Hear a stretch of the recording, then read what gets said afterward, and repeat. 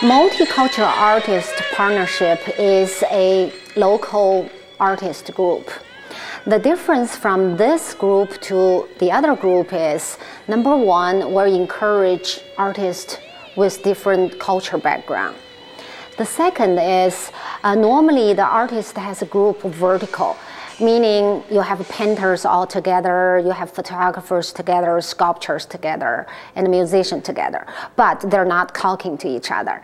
Now this group is putting everybody together with a different group, but it's all under this one umbrella. So what we can do is we can do the festivals to help artists to market their artwork. I am the founder and I am the president and CEO right now, and I'm just like a running for everything, from the smallest move the table to the biggest, talk to the corporations for the sponsorship and calling everybody. We have a team of executives, and everybody is doing something to put hands together. I actually work in high tech for almost 10 years. It is a very difficult decision for me to change from relatively high-paid, high-tech job to become an artist.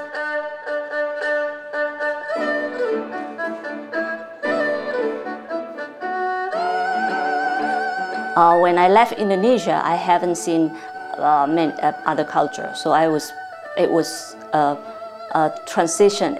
I wouldn't say difficult, but it was a very interesting transition.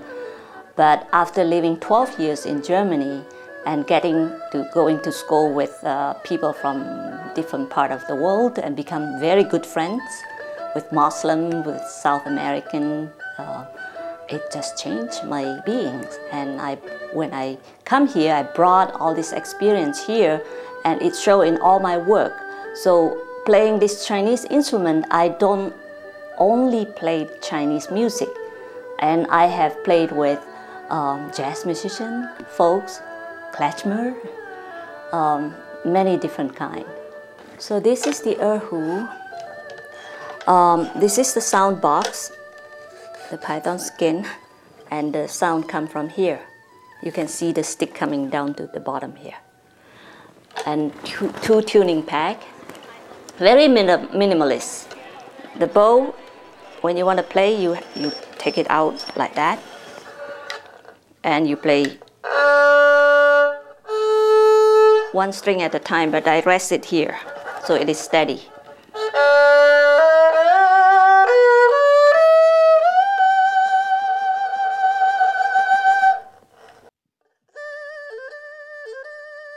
Through this instrument, I connect with people, and no matter where they come from or what they do, if they're a musician, great. If they're not a musician, it's also great. The sound box is right at my lower belly, and the bow is right in front of my belly button, the center, and my hand is in front of my heart. So it's like really the voice from inside.